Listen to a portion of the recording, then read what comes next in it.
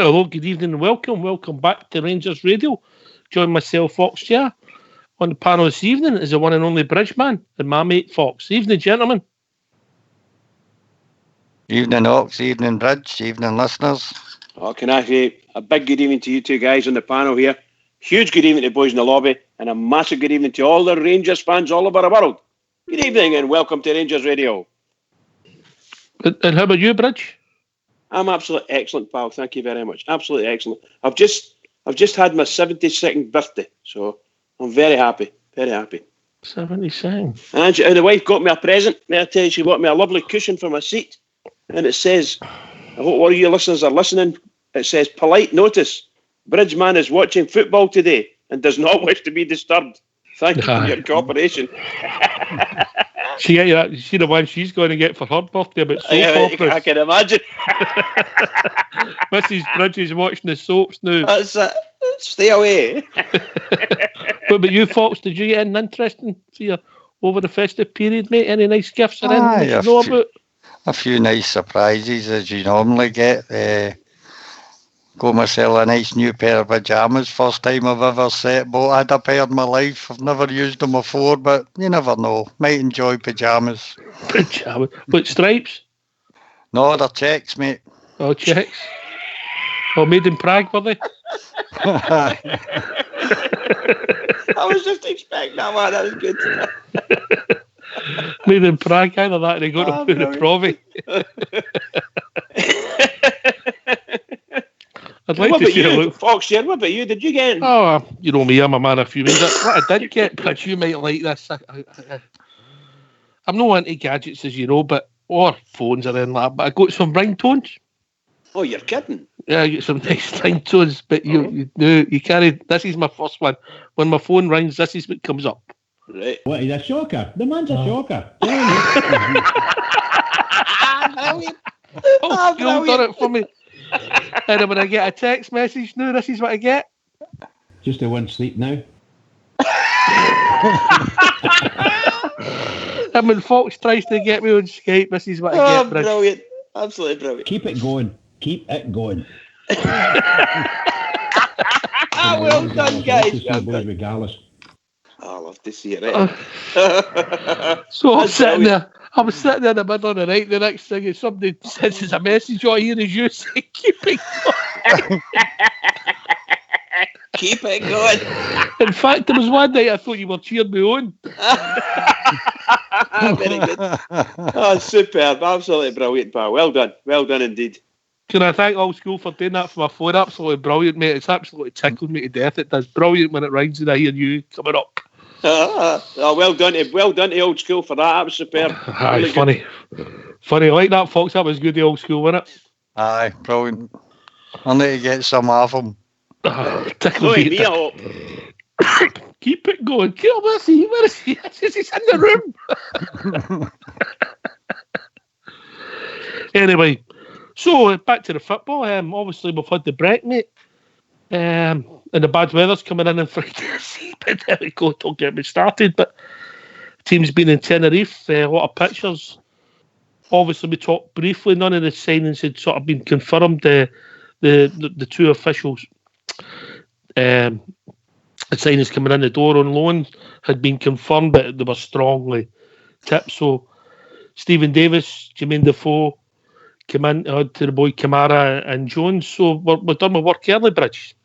Yeah. It looks like a very. I think if a lot of people in the lobby tonight, and I'm sure if you asked them, they would all be quite happy with the way it's going and how he's handling the. I mean, a lot of pressure on the Rangers are now with us. Both those players in different situations, but the boy for Dundee, it sounds as if Dundee want to do a deal with Rangers to take him off their books, and I would imagine that Kilmarnock won't be far behind on theirs for different reasons, of course, you know.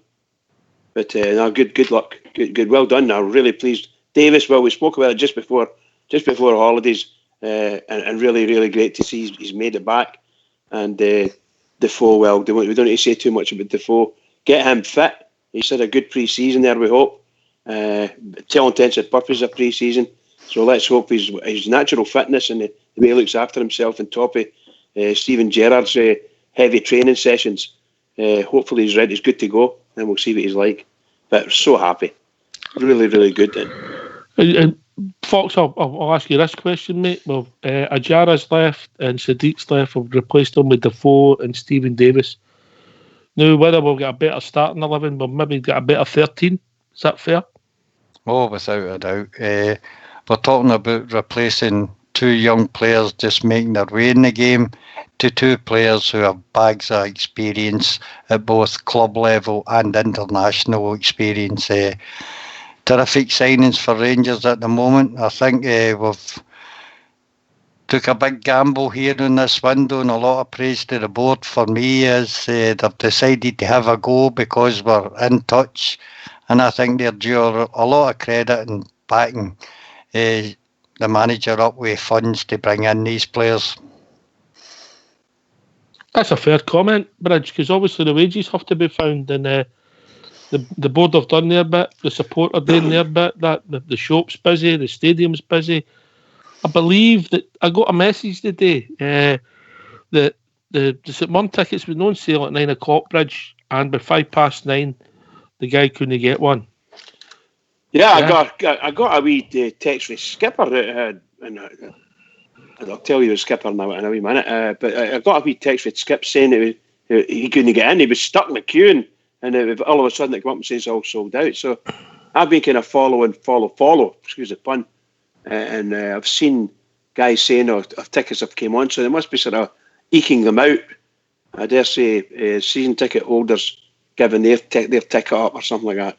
But that's fantastic. I mean, demand like that for our club is just wonderful, wonderful. So happy. But did you get one? Did I hear you saying earlier that you got one? I don't need one, do I? I don't need one. No, okay then. But it's great news, Fox. The board have done their bit. They've eked it out. They're back to manager. Fox, that's what we wanted, wasn't it? The back to manager. Not only back to manager, but we've brought in, as we said earlier, players of experience. We were always hoping for I wasn't expecting much in this window, to be honest with you. I thought we'd have left it to the summer. But as I said, I've took the gamble and brought these players in. Terrific value for us. Both of them, no fee paid. In fact, the 4 of them, I don't think we've paid a fee for. And a terrific piece of business. Extra wages, of course, but I think they'll more than pay their way. I've been screaming out for a player like Stephen Davis, not particularly Stephen Davis, but somebody who could control the tempo and the pace of the game, and I think he'll be a very valuable acquisition for us. Okay, it'd be great to hear people's thoughts. We've got a couple of interviews coming up, and then obviously we're going to one stage here for your manager. But so if people want to join us, what's the number, Bridge? The number's 0141 356 1972.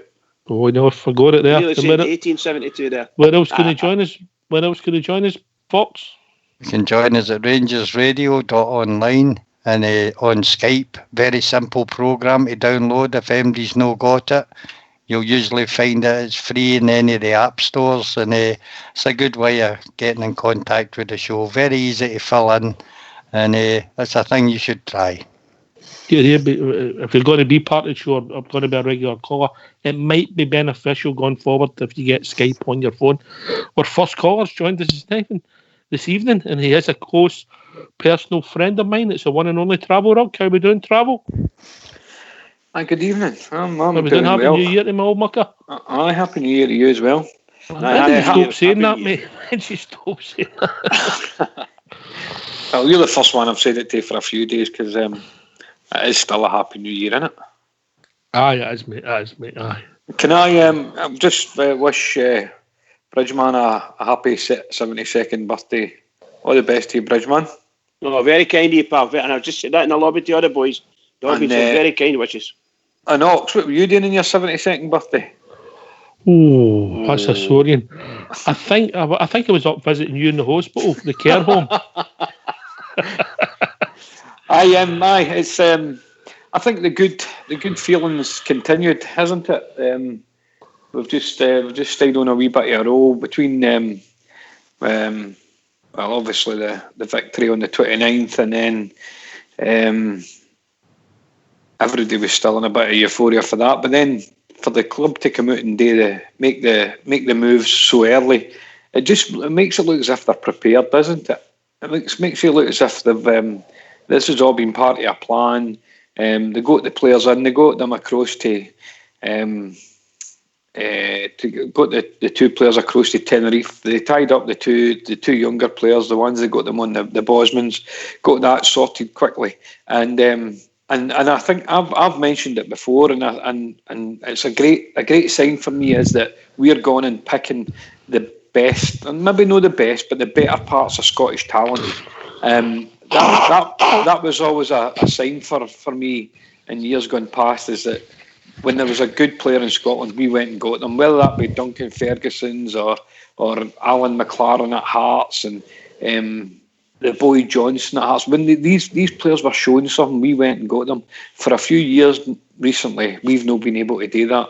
But now we've went there. We've went and took the boy Kamara, and we've went and by know somebody that I'd heard an awful lot about, apart from a fella I work with, is a Dundee fan, and he raved about him.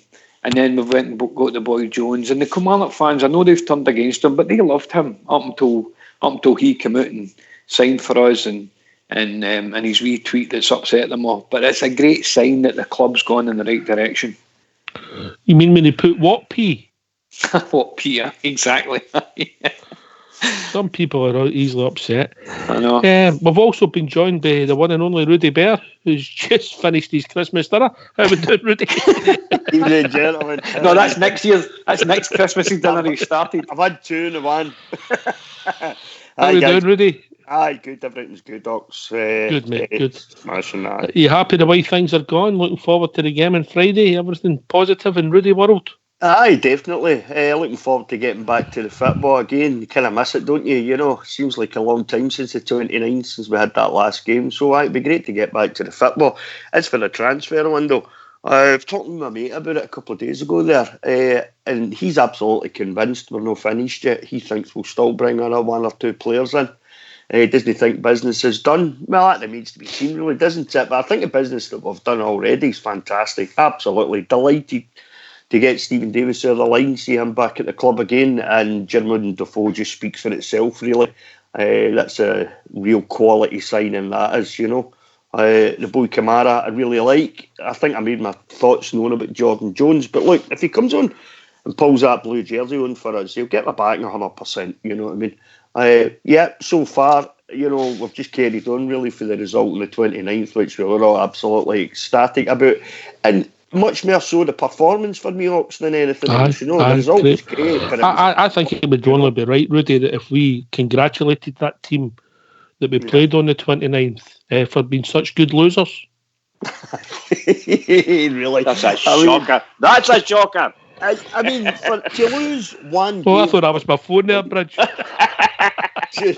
to lose one game in all that time, you know, and then you see the absolute meltdown for their club, for their support, for their friends in the press, because they lost one game, you know. I mean, I know we played them absolutely off the park, and it really should have been 4 or 5-0. I don't think they could have complained, you know. It was an absolute 1-0 doing. But to act the way that they have, it's shameful, really, isn't it? And anyway, the worst bit of conduct, I've watched it a few times like the rest is, and the worst bit of conduct that the referee missed was Brune's elbow on Scott Arfield. Yeah, in the midfield, aye. I've never even mentioned. Back to his normal again, mentioned. You know, his usual trick of smashing players in the face with the elbow and never gets mentioned in the press, ever, you know. You know, I mean, there's a concerted effort against Alfredo Morelos for a start in the press, you know. And no, I mean, the thing that annoys me the most about that is that other managers at other clubs send their players out deliberately to wind Alfredo up, and when he gives them a wee bit back, they all go running, screaming and greeting to their pals in the media.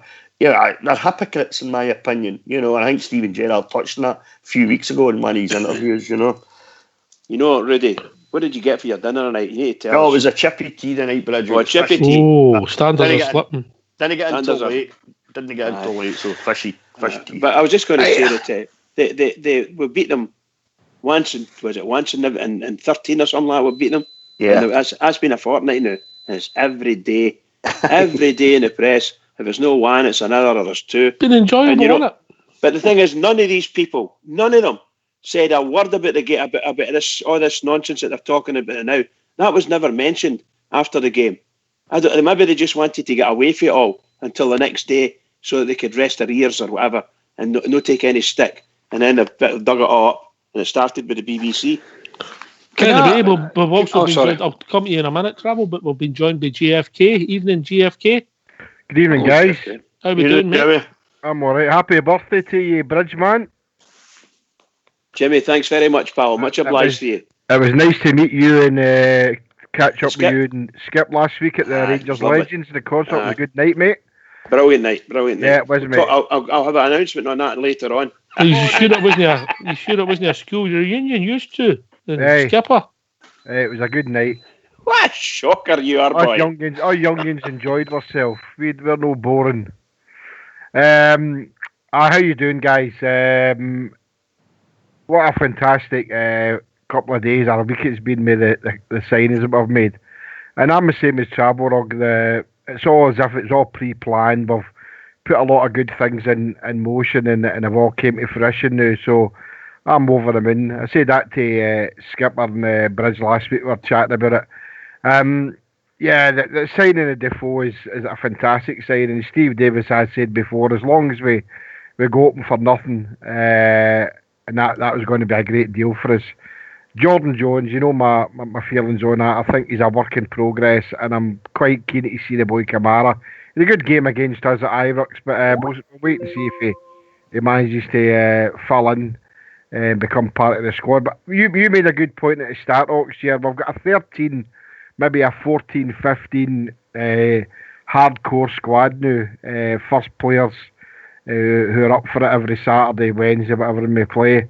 And that's going to be interesting in the coming weeks and months, how the gaffer plans out. But I don't think there's anybody could have saw what was coming here. But we're all debating about who was coming in, who wasn't coming in. But I can't be any more than very, very happy about it, mate. It's just really excited about the prospect I see in the Rangers in the next few weeks, especially when the first game at Ibrox. Can't wait for it. And let's see if he plays Defoe and Morelos up front. That'll be exciting in its own. So I'm really, really excited. And it's good to feel this way again, going to see the Gers Oxyar, because here, mate. Here. It's a good time. Here. Travel, you were coming in, mate?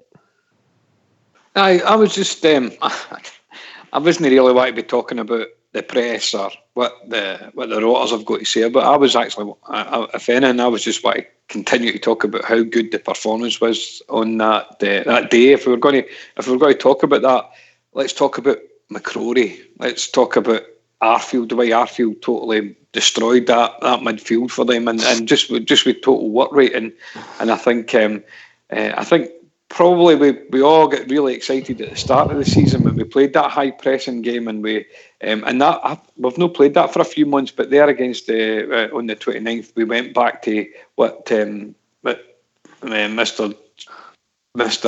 Gerrard's chat was at the start of the season. But it was great to see, and I'm kind of fed up listening to what the press coverage and what the way bad losers. It's all about us, and people need to remember that it is only about us. And see, for the rest of the season, it's only about us, and that's what we should just be focused on. I couldn't care less who they're signing. We won 17 games, Travel. We won the league. I'm just that's all we need to focus on. One other thing, and you kind of briefly mentioned it about whether the transfer activity is finished. The two names that I'm seeing is getting a lot of chat just now. Is the boy Greg Stewart for Kilmarnock and the boy Shinnie for Aberdeen. What's the guys in the panel's thought on they two? We'll go to Fox first with that. I don't think the boy Shinnie is any better than what we've got to Ibrox at the present time. I don't think he's any better than Ryan Jack or Ross McCrory for me, so I wouldn't be too keen on him coming. Who was the other one? Greg Stewart Greg for Stewart. Kilmarnock. Greg For Stewart. Birmingham. For Birmingham. Aye, For but he was Birmingham, on aye, loan aye. on loan at Kilmarnock. I kind of liked him, mate. I'd mentioned him just before we went on a break, and I thought he was doing well at Kilmarnock, the sort of thing that I would like to have seen in the right. We've got a caller coming in, Ox. I'll take a call. Evening, caller. Hi lads, how you doing alright? Name's Saw. Say that again, your name's Saw. Saw, aye, I'm on the lobby lads. How we spelling that, mate, so we don't pronounce it right? SSOR. SSOR. How we doing, mate? Happy New Year to you. What's on your mind, mate? No, I usually I listen a lot lads when I can, but I've not tuned in so far, so I've just seen what the conversation is. Well, Travel Rock's come up. What We're you've talking been about we're talking about the squad as it sits today with Defoe and Davis being added. Obviously, Kamara and Jones coming in. Irby finished, and Travel Rock's through it there that he's had a snippet. The Knights of St Columba club that there's another couple coming in. Greg Shinnie and Greg Stewart. Right. I'm pleased with Davis coming back, mate lads. He's going to be a cracking signing for us. Good player. If he gets anywhere near the heights he was the first time around, he'll be the best midfielder in the country. Aye, he's outstanding. He was great before. He's still done it with Southampton and in Northern Ireland, so there's no reason why he's not going to do it for us up here again. But I think it's going to be interesting to see what he does with Morales and Defoe. I think he's definitely going to play the two of them together. You know, Defoe's not coming up here to sit on the bench, and we all know how highly that Gerrard rates Morales. So that's going to be excellent for us. I think we were becoming a wee bit dimensional, and I'll take this to Rudy after I've asked you.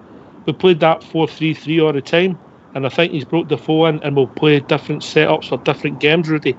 Maybe when we're at home at Ibrox and we 10 men against the ball, we're not going to play with one up front. We're going to play with two, which makes sense for me. Well, definitely. I mean, Sor's just hit the nail on the head there. Defoe's not coming up to sit on the bench. What's the point in that? You know, it's at a stage of his career that he's at. I'm really excited. I think Defoe and Morelos will be an absolute handful for any defence. You know, the two of them have got a bit of pace. Alfredo's battling qualities. Defoe knows where the goal is. Alfredo scored, was it 20 goals first half of the season? I think that could be really exciting, and it will be horses for courses. I think the second half of the season, he kind of, you know, went with 4-3-3 for the first half of the season. Apart from one or two games, he sort of changed it a wee bit. I think you might see it'll be horses for courses second half of the season. He'll pick and he'll set his formation depending on who we're playing against and what he's expecting. You know, I think at Ibrox especially, I think more so than away from home, I think you'll see the two of them up front. I think we'll go with two up front, you know. That's going to be really exciting to see. So I'm really looking forward to that. So is that what you're thinking? We'll have different formations for different games now? I think so. I think at Ibrox we've got to play the two up front. But for instance, if we go 4-4-2, it's going to be interesting to see who drops out, because Arfield, Jack, they've done excellent for us. But I think Davis, he's going to start now as well. He's going to be the first one in midfield, I think. So it'll be interesting to see who drops out.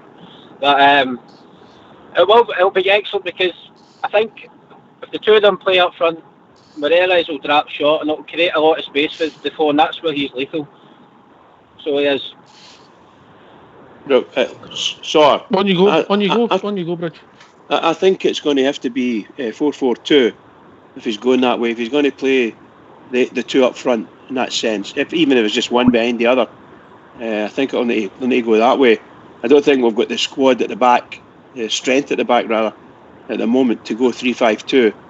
Although everybody knows on here that's my favourite shape. I would like to certainly Ibrox. I love that, but probably go 4-4-2 because it's universal. You can go 4-4-2 anywhere, can't they? So I just like to say, by the way, I have to say, I'm sitting listening and I'm watching the board here.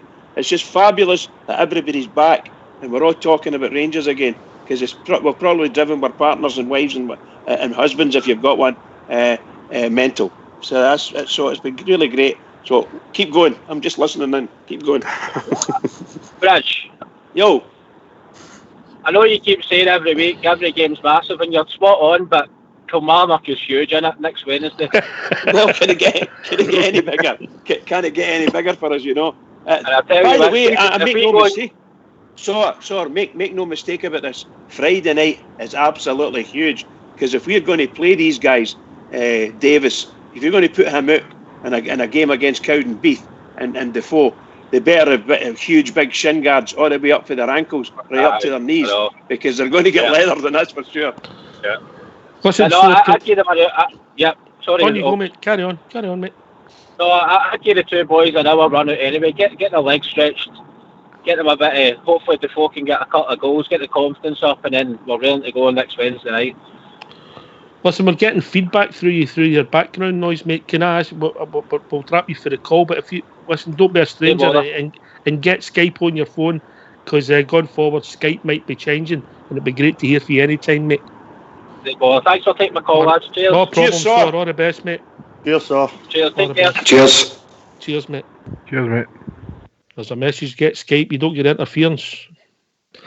Great call. Nice, nosy stuff. But I think he's got a point there. I think we both play with two different systems, Travel Rug and then GFK.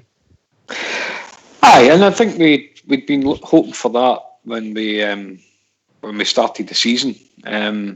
I think we were hoping that the manager was going to adapt to different games and different styles, but I think we all realised that our squad wasn't big enough to cope with it. But these additions that they're making, or that they've already made, because I think we all walked away for that the game on the 29th. I think we all walked away saying, what a team we've got. And from to then add another couple of players and then hopefully get some players back for injury. And it's great to see even Jamie Murphy going out to Tenerife and kind of, it looks as if he's stepping up his training. I don't know how far away Graham Dorrans is, but if we could even get the two players start to come back and start to show around about the scene as well, we are going to need a big squad and different options for the manager for this run-in, because I want a good run in the cup as well, but we need to be able to go in and as suspensions start to kick in, maybe some injuries, hopefully we've now got a wee bit of depth of squad that the manager's got options and give other players different opportunities. Even, and I know you haven't even mentioned it, but Ryan Hardy, he's been brought back. He's been kept in the body of the squad. I don't know if he's going to get sent away to Livingston. The manager makes a comment about having options of four. That makes me think that Ryan Hardy's maybe going to stay there, and that's great that we're looking to use this and we're going to keep a strong squad for this run-in. I think the manager obviously thinks he's got a wee sniff at it now. JFK? I don't think Ryan Hardy will be part of it. I think Ryan Hardy will be made a kind of deal way to bring Kamara before the window shuts. I don't think, personally speaking, I don't think Ryan Hardy's got anything to offer us this season, possibly next season. But your initial question was about Shinnie and Stewart. My answer to that would be no and no. They're no Rangers class. Shinnie's nothing. The boy Stewart's coming up for 29 now. We don't need him. So I don't see any reason why that should actually be even, Rangers should entertain that. On the personnel, I think I agree with Sorn. I think we'll change it game to game. I put up all sorts of different permutations in my head now, 4-4-2, 3-5-2, 4-2-3-1, changing the personnel game by game, whether we're at Ibrox or whatever. So I think it's exciting times, Oxshire, that we're able to do that now. And as Travel Rog said, we'll get Jamie Murphy coming back, Graham Dorrans, we don't know how far away he is. So that's exciting. As I said at the start there, we'll get probably a good 15, 16 hardcore first team players now that we can play. And I think that's excellent. As I say, Boy Hardy, I think, is one for the future. I'm not dispelling what he's done, but I think if he's going to remain at Ibrox, he'll probably need to go out on loan again, or he'll need to be made a makeshift as part of a deal to bring Kamara. I know Kamara are no interested in Ryan Hardy, but then again, you never know with them losing Greg Stewart. But it's exciting the way that we're all sitting thinking, is it 3-5-2, 4-4-2, 4-3-2-1, whatever it is he's going to be there.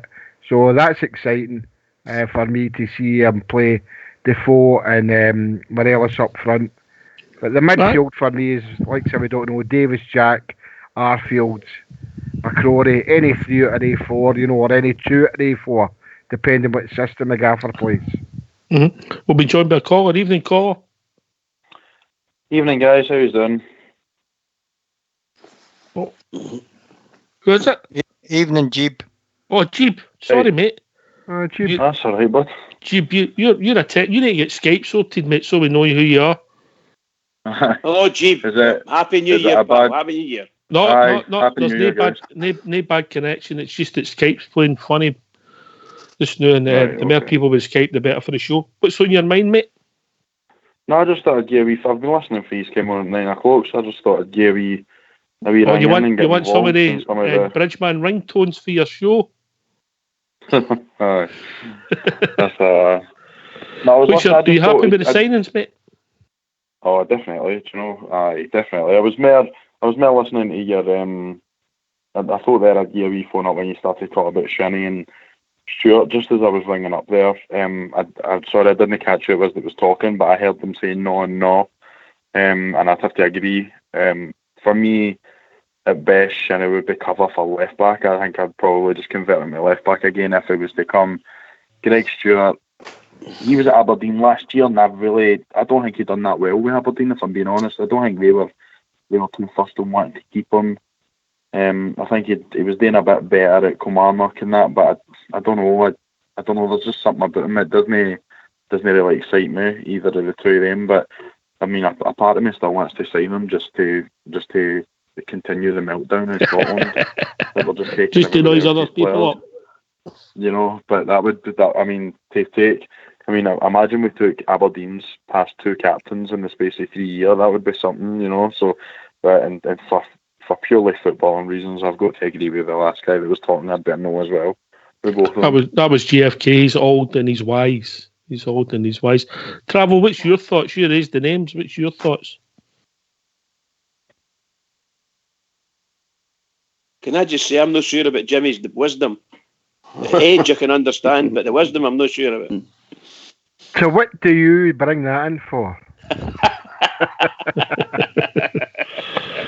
Well, we've lost Travel. Rudy, would it be players that would excite you? No, not for me, Ox, I'm afraid. Shinnie I've never rated, in all honesty, and I may have seen him with Aberdeen. He's a dirty wee player. I don't think he's any better than likes Jack and McCrory. You've got new Stephen Davis coming in, you've got Arfield, you've even got Jordan Rossiter, who's out training in the summer training camp. No, for me, I'm afraid. I think the boys that we've already got at the club are, well, in all honesty, much better than he'll ever be, to be honest. So that's a definite no for me with Shinnie. The boy Stuart, I think when you get to the age, what did you say was Ox? 29, he's running about that age now, isn't he? I think when you get to that age and you're still going on out at loans, you're going to Aberdeen, you're going to Kilmarnock, I don't know. I think it kind of tells you where his standard is, really. I think he's kind of plateaued, really. I think that's as good as he'll ever be for me. So I would probably have to say no as well. I think we're all right up front now. We've got Ryan Hardy, as Jimmy says, might be a mate weight with a boy Kamara at Dundee. Remains to be seen. There's a fair bit to go in the transfer window yet. But is he going to get in ahead of Morelos and Lafferty and Jermaine Defoe? Nah, no, for me. I don't see Stuart coming either. All right, mate. We've also been joined by another caller. Evening, caller. Hello, boys. How you doing? All right, tell everybody who you are. A Pool Ranger. How we doing, mate? Is this the first time you've been on? Aye, I've been on the lobby, Alex, a couple of times, and I listen every night, and I missed you a couple of weeks ago when you were at the Bournemouth Club. All right, yeah, I was there, mate. I enjoyed it, mate. I was there with my daughter. A couple of the boys said you were there, and all that. It's a good wee club, eh? I enjoyed it. Enjoyed the result, mate, as well. It was a good day out, yeah. Aye, it's good. What do you think then for this season, lad? Do you think we're going to do it or what? It's a yes for me. I think it's a yes. Do you know what? It's a yes for me as well. I think we're getting stronger and stronger. I really do. I think the game in the 29th, mate, gave us a springboard to drive us on, and there's a lot of similarities for me between the 86-87 season when an ex-Liverpool captain took us to our first title in quite a few years. It's a JFK. game changer, isn't it? The game Yeah, the well, other week was a game changer. Aye. JFK, and you comment. I've said that before, Ox. I see a lot of similarities with Stevie G and Graham Souness. I've said that many times on here. You know, we've got take out the equation the game the 29th. It's just what we've done in the transfer window has been fantastic, and it's shown that the board are backed. As Fox said earlier on, we've got to thank the board for backing the manager, for taking us into this position and getting the players that we hoped that we would get. And I don't know what was that boy's name there, the fellow Blue Nose there. What was it? He's right. I think we'll do it. I'm Pool Ranger. Right. Okay. How you doing, pal? I just think that. No, just because of the 29th, I just think that the momentum's ways now, and we're pulling in players that, they're all saying, that these guys are over the hill and all this carry on and that, but they're taking Defoe in a heartbeat. So we've got them now, and they are now trying to bum up an 18-year-old American Academy player, a guy they've not got a work permit for, and a guy who's had 10 clubs, but he's cost 29 million in transfer fees. So what, right? We now have got a good nucleus, a squad, a good team, and I think going forward we've got to be really positive. And every game for us is a big game. We all know that. The Cowdenbeath game is going to be a big game because it's these guys like Davis and Defoe have never played in these conditions. Same as a lot of the other guys that we've got there. So onwards and upwards, as I've always said, and I'm very, very happy the way things are going, and let's just go follow. I just read something. I just read something there, guys, on that game Daily Rebel. Remember that Ravel Morrison that was at Man United a few years back? Somebody's been pushing him in the lobby, Stevie. He's started liking all the tweets or something for all the Rangers players and that. So I don't know if that's a thing that's going to come to. And you come, Bridge. I was just going to say, we were talking there about obviously, you call him can't even get his word out now. Jermaine Defoe and Stephen Davis. And you never get new teeth for your birthday, did you? No, I know. And not a new brain. But I think the two guys that are out there that we got on, shall we say, pre-contract, I'm, for one, I don't know about anyone else, I'm for one, no way do we bring them in. Wherever possible, we don't bring them in until the summer. We've signed a contract. Let's respect the contract for them. Now, I understand there's some difficulties and corners might have to be cut, for instance, for the boy over in Dundee. But seriously, from a club perspective, no way. For me, no way. We've signed a contract with the player and the player's agent, and that's what we should do. Bring them in. If Dundee are having a problem with the player and Kilmarnock are having a problem with their player, that's nothing to do with us. Absolutely nothing to do with us. I wouldn't give them a penny, not one single penny. Don't know why I would bring him in, Bridge, if our manager think it would help our team. Yes, of course. There will be differences of opinion in that. I'm not under no illusion. I just think now, the very first thing we do, we go in early, we do our business, and all of a sudden, all hell breaks loose with the two players' teams. And the fans at Kilmarnock absolutely hate that guy now. They were, what 2 weeks ago they were saying he was one of the greatest players they've ever had for a long, long time. And now they absolutely hate him, don't want him to play. And that young lad for over in Dundee, the manager says, obviously he doesn't want to play for us. So we'll do a deal with Rangers. Why do a deal with Rangers? It's nothing to do with Rangers. Rangers have made a deal with the boy, nothing to do with Dundee.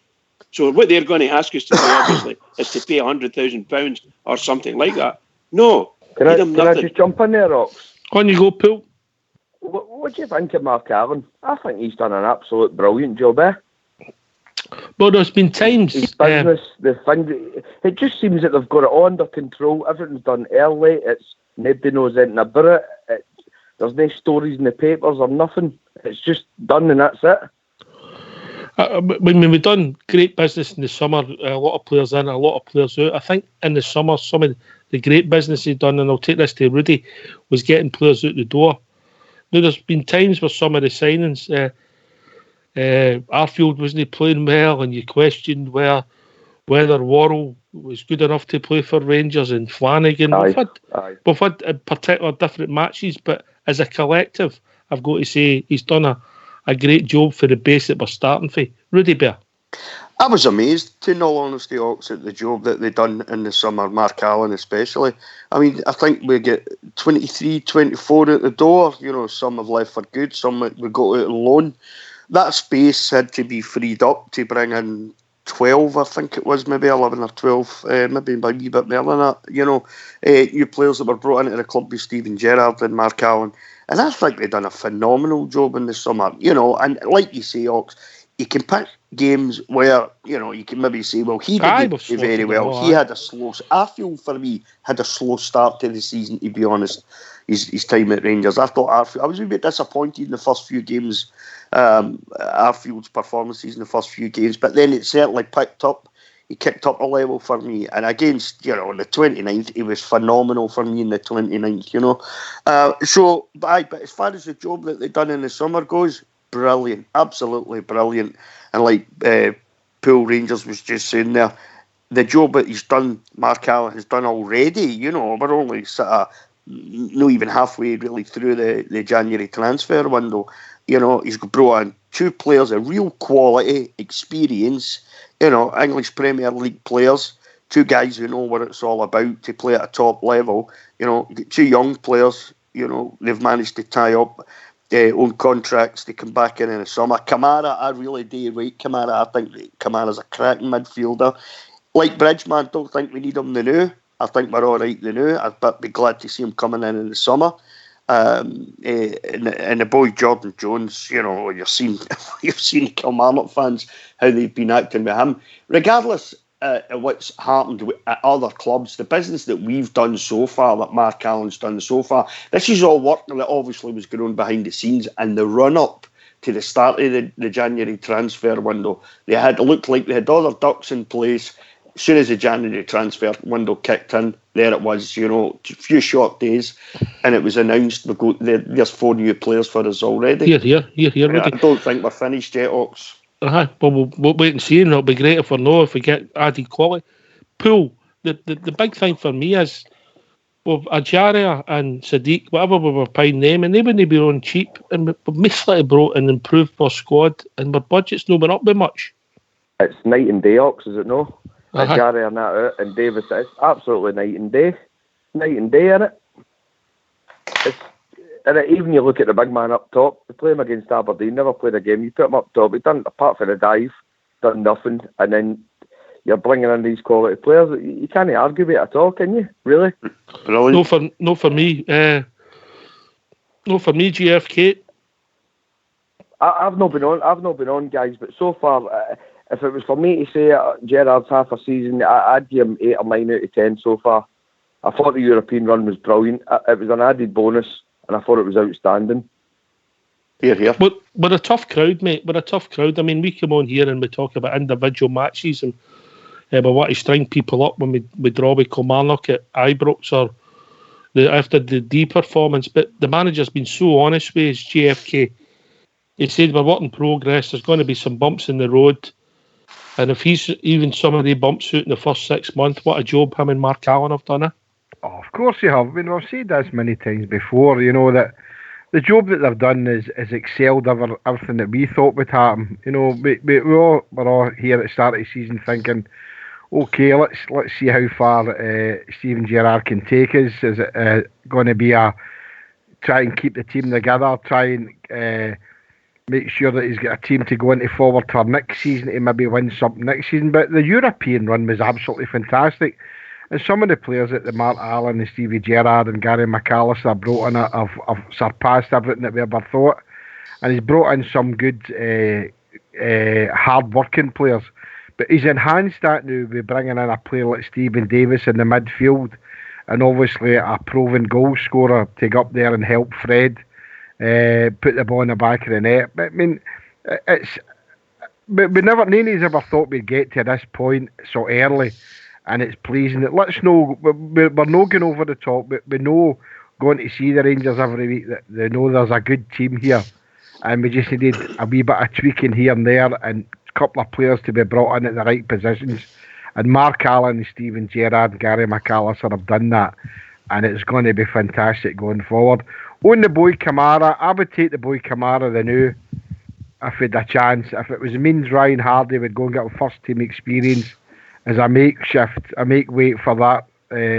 So you mean player? Put Hardy in loan? Put Hardy in loan. I wouldn't sell Hardy. I put Hardy in loan as part of okay. We'll take Kamara, but you can have him in loan for maybe the rest of this season and next season because Ryan Hardy's going to be a good player for us. The boy Stuart. What do you reckon, guys? Is Kamara better than Doherty? What do you reckon? I would say so. It's hard to judge, mate. I mean, I'll tell you this, Paul. I wouldn't be able to judge because I don't think Kamara's played 25 games in Scotland, does he? No, I've not seen enough of him week in, week out, and that's how you can judge players. Yeah. You know, I'd agree with that. In that aspect, now. But I mean, if I've got a chance of taking any of the two, I would take Kamara, the new, only because we've got something to bargain with. Dundee are the two bothered. They were looking for money to try and enhance their age squad.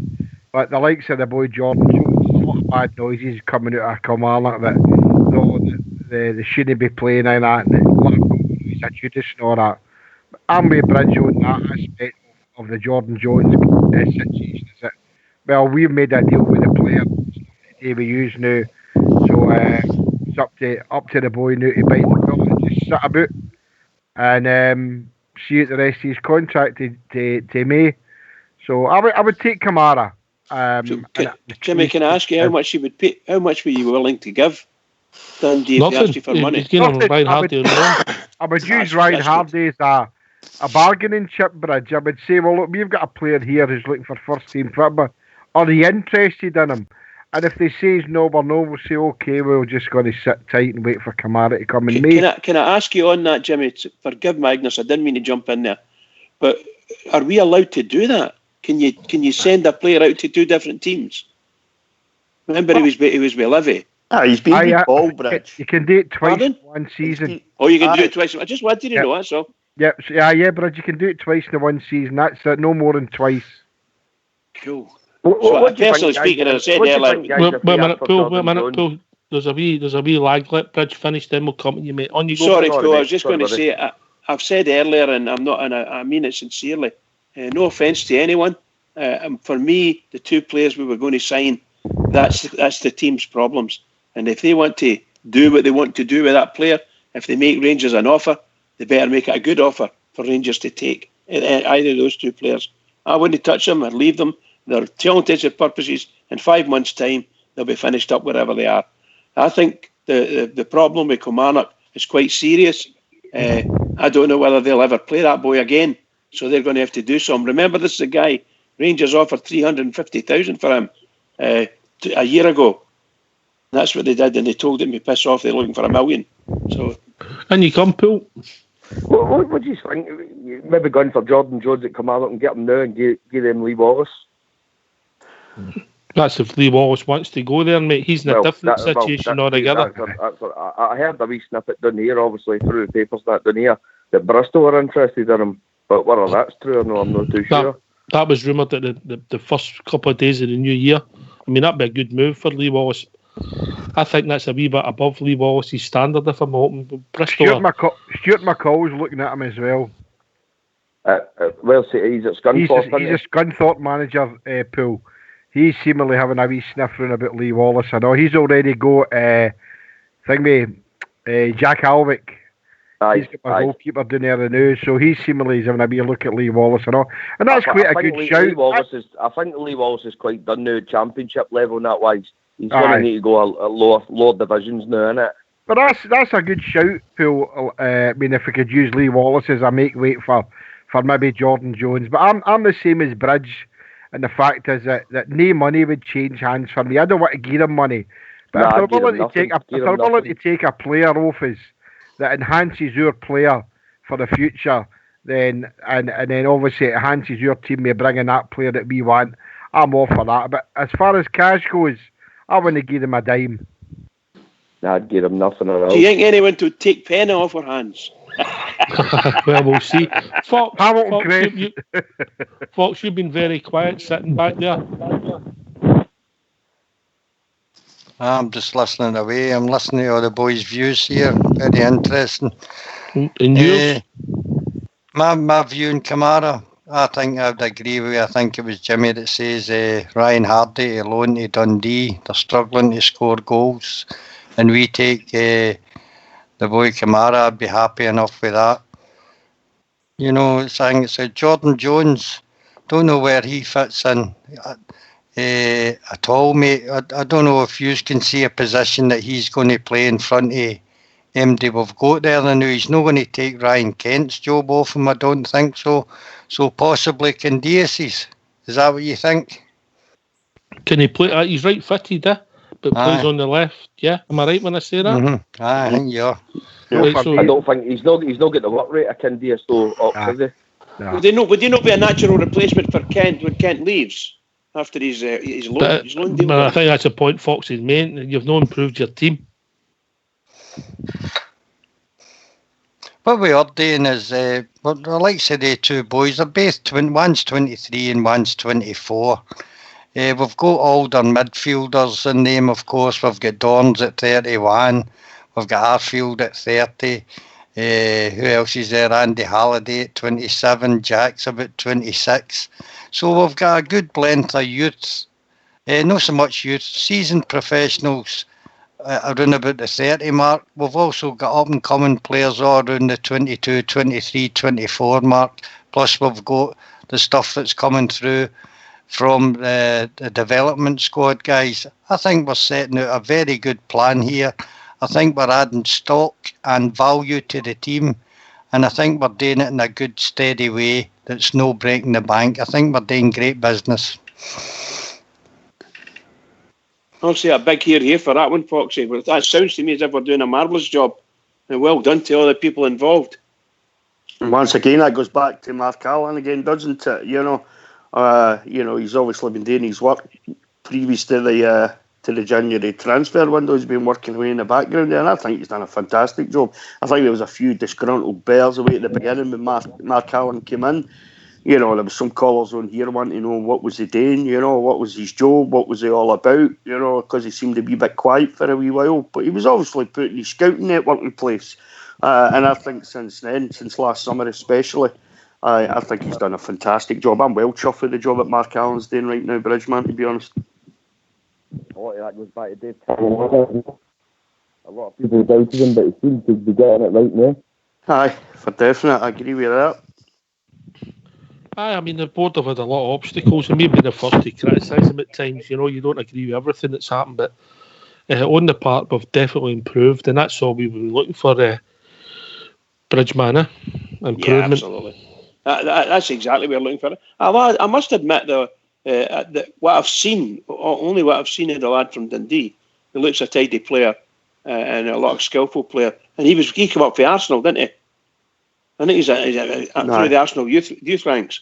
And the boy Jones, I wouldn't have given them any money for him at all ever. But he's obviously the type that the manager fancies, because they must have highlighted him a few months ago. And I don't know, I don't really tap them up or anything like that, but I'm sure that his agent knew another agent who spoke to somebody at Rangers and said the guy would come in a minute, as his tweet said. That was quite good, actually, as his tweet said. Brilliant. So I'm delighted that they're there. I'm going to drop out, guys, and listen to the rest of you, all right? Okay, right, Paul, cheers. Great to hear from you, mate. I'll try and keep in touch as much as I can, but I'm going to go and listen to the rest of you now anyway. All right, mate. I'll maybe meet you down in Bournemouth soon. Right. Bridgeman, keep it going for the Jers. Keep it going for the Jers, son. Absolutely. You can buy that in a ringtone. Right, guys, you take care, all right? Cheers, mate. Cheers, See Bill. you later, boys. Ta-ra.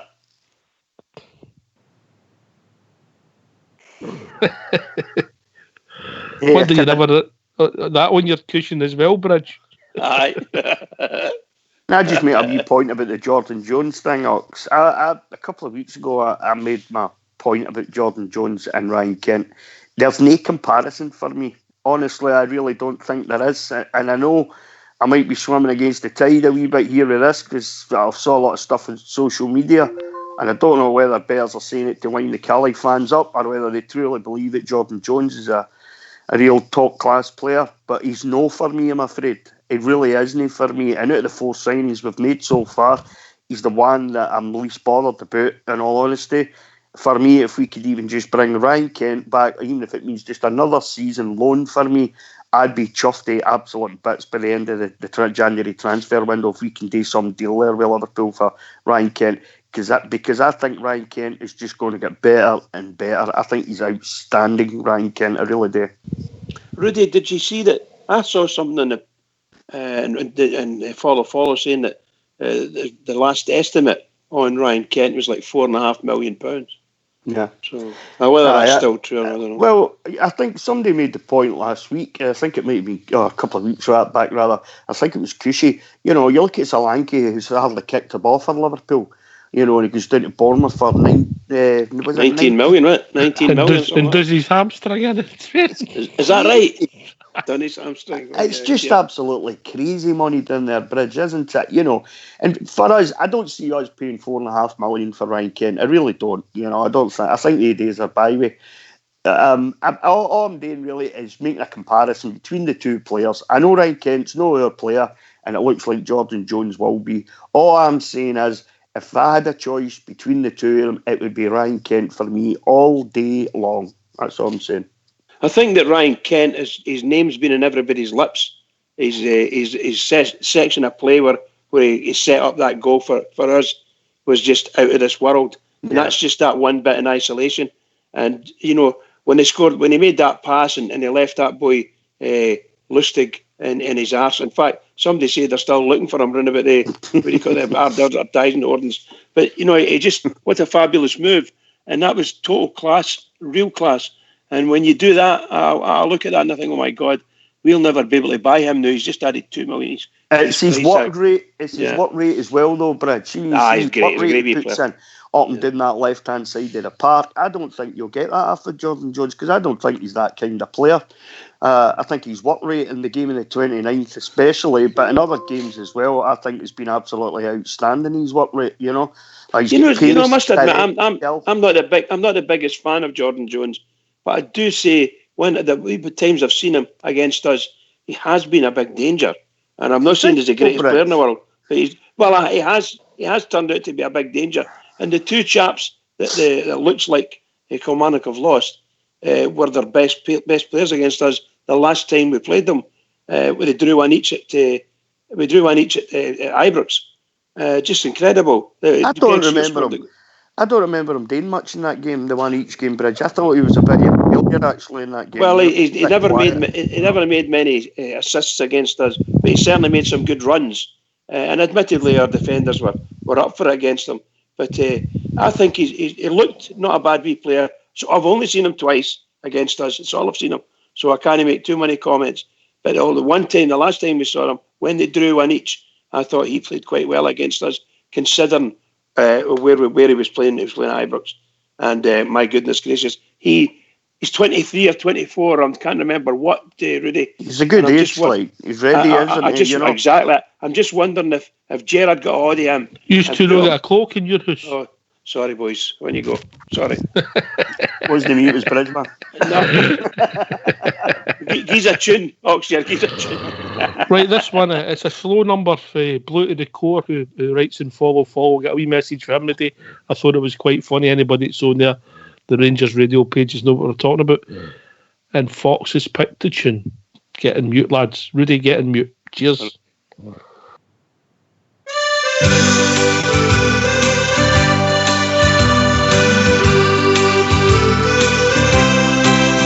I've sailed the wide Atlantic, crossed the broad Pacific shore.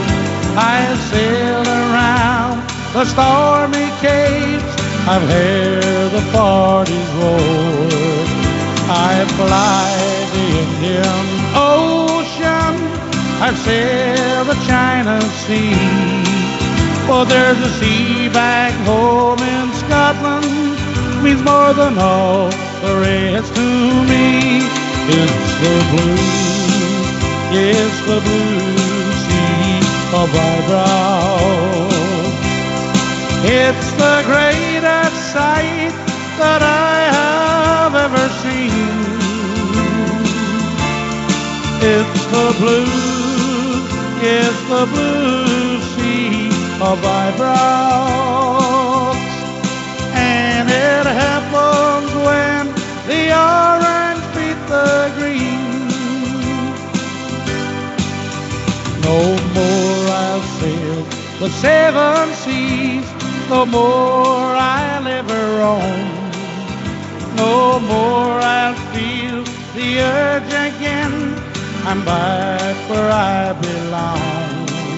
At 3 o'clock each Saturday, I'll join a happy throng with Rangers banners all around. We'll proudly sing this song. It's the blue, yes, the blue sea of eyebrows. It's the greatest sight that I have ever seen. It's the blue, yes, the blue sea of eyebrows. And it happens when the orange beat the green.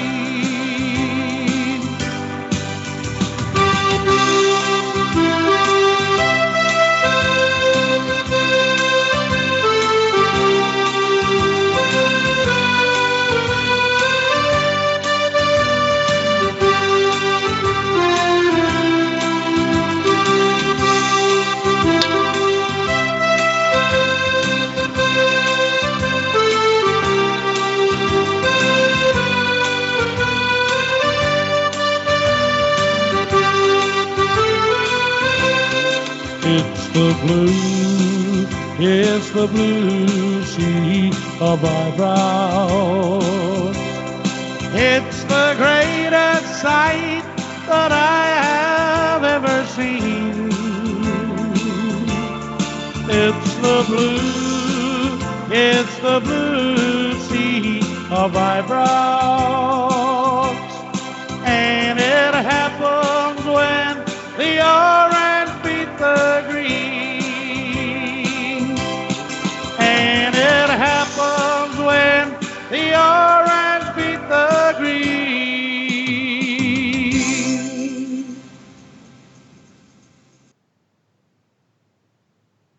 You enjoy that bridge?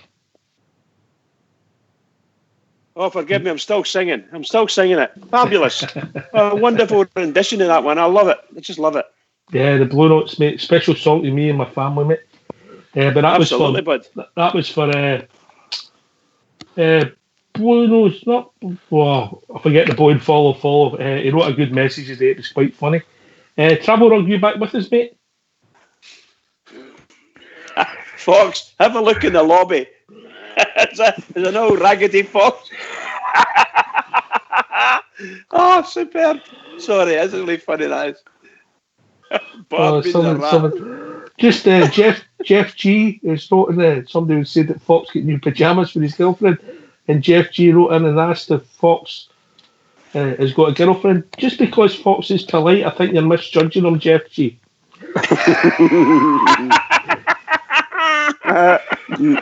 Right. Brilliant. Poor Fox. Are you back with us, Travel? I don't know, can you hear me? We can hear you, unfortunately. Right. How you doing, mate? You alright? Were you listening? Good. Or? Aye, I was listening. Right. Technicals. What's your thoughts then, mate? On what? What we were talking about when you were listening? Oh, Bridgman's that choice of music there was a wee bit different, but enjoyable. I like that. And before you go on, my old dad, my dad's been going up to the football with me and back loving the football again and having a great time out. I've got tickets for Friday night and I'd phoned him and thinking about the weather and it being a Friday night game and all that, and I was about to say to him, if you don't fancy it, I'll get rid of the ticket, no bother for that, I never even got that sentence out. No. I'll be there, how are we going to get there? And I was like, right, fine, okay, don't worry about it. I'll pick you up and whatever else. But that was how keen he was. You know, there's no caring that it was on the telly. He was just desperate. He was going to the football on Friday night. So when you've got somebody in their 70s is desperate to get to the game, and it just shows you that it's a really nice man. Were you sure you weren't adopted? Hey, I'm for good stock, you know that. Can I ask you, Travel, can I ask you a question? Do you think that you're going to see Steve Davis and Jermaine Defoe playing at Cowdenbeath? What I mean by that, would you like to see them there or give them their debut at Ibrox against Helsinki on the Sunday? No, I would like to see them playing against Cowdenbeath, because for me the Scottish Cup's just as important. I know it's maybe not as important as the league, but it's a very important competition for us. I think we it's funny because before the 29th you were thinking, just something just for a bit of a challenge. But see, after the way we played on the 29th, I'm thinking I want the double now. I don't think you'll see. I don't think you'll see many the big players, as we call them, Fox, at the Helsinki game. I think you'll probably find it Lafferty will get around out, Halliday, players like that, Macaulay, blah blah blah. I'd rather see a full strong team. I'm not saying to underestimate Cowdenbeath, because it's Cowdenbeath and it's a. No, you don't want that to be trippy or that. But no, I play full team against Cowdenbeath, and Sunday's a part of Alfredo's transfer thing. Play Helsinki, because that's where we go open for. So it's part of that deal. The half of the stadium's shut down, don't forget. There's no Govan rear, no Broomloan rear, no Copeland rear, no club deck. So a lot of the stadium's shut down for logistical reasons or whatever it is that they're shut it down for. But I'd rather see the fulls, Davis and Defoe, and the full team playing Friday rather than Sunday, and keep the full team for Kilmarnock on the Wednesday. What's your thinking, Fox? I take it by the way you commented, you don't think Defoe or Davis will play at Cowdenbeath? I wouldn't risk them at Cowdenbeath. I think that our normal line-up will comfortably win that game. I don't think it's worth risking them. As you said earlier, maybe some wee guy trying to make a name for himself, sticking it on either Davis or Defoe. I'd like to see them eased into Ibrox, and I think the Helsinki game would be a better way of easing them in before you maybe bring them in against Kilmarnock on the Wednesday. Sorry. On you go, Bridge. No, I was just going to ask is there an expectation that you would rather they were introduced to Ibrox? Because remember, my memory says me right, the only game we got at Ibrox was a friendly for 4 games or something like that. So it's going to be a wee while if we don't play them. Personally, I wouldn't risk them. That's only my opinion, mate. I don't think he's saying no just to wait to play them at Ibrox, mate. He wants them ready for Kilmarnock. No, I'm asking the question: is that what we think would be best for them to be introduced at Ibrox at a full house? Or personally speaking, I would certainly play them on Friday night for part of the game. I want them playing at Kilmarnock, mate. And whether the sharpness we get that sharpness on Friday night or Sunday, hopefully it doesn't matter who's playing, we'll get enough to see Cowdenbeath off. Anyway, we'll be joined by George. Evening, George Logan. How you doing, boys? All right, George. Hey, George. Hey, George. Come on, George. That's it, mate. Good to hear he's back on, boys. Been a long time coming. I heard you were doing a bit of cold turkey, George. Oh, he's going mute again. He'll be back in a second. George will. Oh, he's back now. George. I keep on touching this was one of the touch screens anyway. I can't work it. Anyway, what I was saying there, I see what you were saying a wee while ago there, Rox, about signing this boy Shinnie and the boy Jordan Jones and the boy Kamara for Dundee. I said to Jimmy, I think it was about 5 weeks ago, we were in for that boy Shinnie, and he said at the time he didn't think he'd be it. I didn't want these guys at Rangers. I don't think they'll get in the Rangers team, Ox, but I would definitely go and get them. See if we go and get them now. If and they can't play for the team for the rest of the season. This is a horrible thing to say, and maybe focus that's not the right way to be, not very sporting. But if that disturbs the teams, Ox for me, and that's the way to do it. And see if Shinnie comes in and he doesn't settle at Rangers, or he doesn't get into the Rangers team, and me maybe get him for, I don't know, even a free transfer in January and the summer, or a couple of £100,000 a now, and we can sell him on. That's where we need to start being, Ox. We need to start being that team. Our players have went to Kilmarnock. Wycott went to Kilmarnock. Jamie Murphy went to Kilmarnock. Kicked up in the pitch. Everybody in Scottish football could see what actually happened, and we were just to deal with it. So these teams are just going to have to deal with this as well, Ox. If we go up to Kilmarnock, and I didn't think Jordan Jones is good enough to get in the Rangers team, if I'm completely honest, but let's get him anyway, and let's disturb that team, and let's take our best player. Go up to Aberdeen and take our captain and do the exact same, because it's about time we started fighting back, and we can afford to pay 200, 300 grand for these guys and get them the new, and see if they didn't settle. See next January, sell them for 500,000 down south, because we'll get that kind of money. I mean, there's Hull looking at young Greg Docherty, why to take Greg Docherty? He's not got to settle into our team either. And I can't look at folk say, give him another 6 months and things. I'll let him say, he's not got to get into our team. If we've got any aspirations of winning leagues and getting into Champions League and that with Steve Davis and the kind of players we've got to know and keeping on improving, these guys aren't going to get into our team anyway. But if we take off the Scottish teams and start punting them on and making a wee bit of money, that's what we should be trying to do, Ox. Try to improve our own team and look after number one for at last.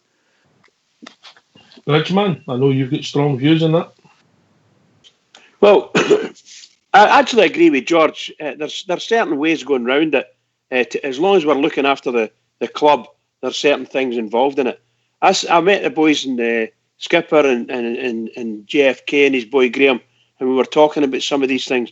And what I said to them was, I would take both of those players as long as it was just to take them, and no give them any money at all. We'll take them off their wage bill and we'll put it on our wage bill, as long as the players agree to it and the club agree to it.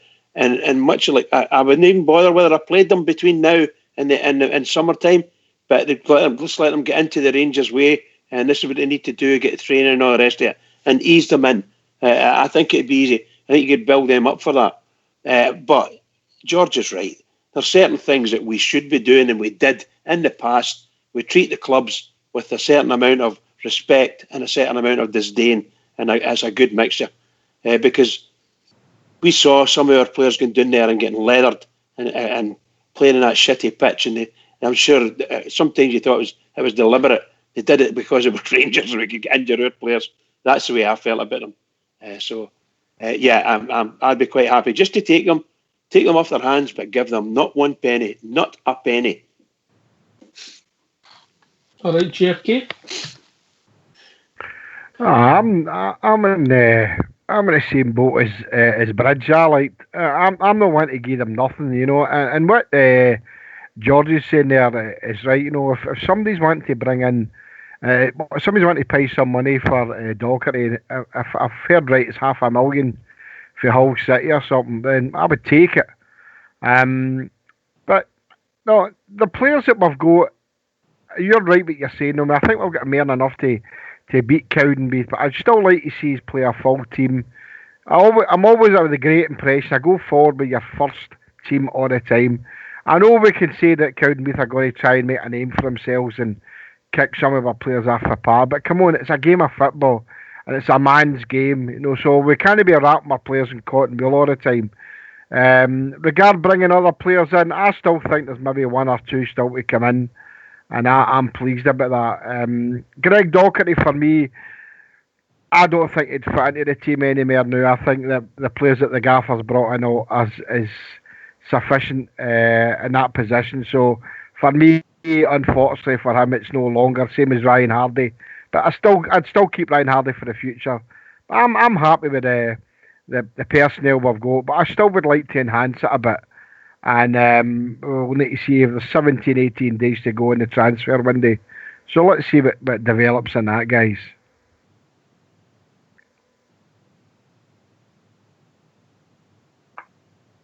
Aye, George, be interesting to see if there's any more movement there. I think for what I've seen today, I don't know, I can't, it was a bit of hanging the last time, a lot of money we're going to look to spend on the Mox, but that gossip page today was saying that Steven Gerrard's still interested in getting Martin Skittle I don't know if it's any close to any, but I still think we need a centre half in. I said before, I think Big Worrell does a good job for us, and a lot of folk were slagging him. I think he done a good job on the 29th, but he's been found wanting a couple of times. I think Macaulay's probably a strong centre half, if we're honest, but the age he's at, he's not got to go on forever. Golson's still a good centre half, but I still think we need another centre half in there. If it's somebody with that experience, I'd gladly take it. Have we got the money to go out and get him? I don't know what it probably cost. He's probably still top 3 million in the summer, so you're probably still about 2 million from the new. I don't know if we've got that kind of money, but I would like a centre half. We've got a centre half in. We've got that striker in, a solid midfield. I think we'd be. I think we were ready to go for it. To be honest, Ox, I really do. Can I ask a question on that? No, you can't. You can't, and I'll tell you why. Go on then. This will be joined by Boswell. Evening, Bos. Oh, Boswell, how you doing, pal? Very well, thank you. Good evening, lads. How are we doing? All right, mate. All right. What's on your mind, Bos? No. Go on with your conversation. I'll come to you after Bridge comes in, because if I don't go back to him, we'll forget. Indeed. All right, Bridge, you come. You're absolutely right, by the way. That's the stage of life. I think we've all got that problem, actually. Can I just ask the question? With the news breaking today, there's a possibility, and maybe it's even happened, that the Leaping Leprechaun's going to Forest. And he's of course, gone. Worrell He's gone, has been loaned out. Is he gone? He's there. He's at Forest now. Right, he's been appointed. Okay.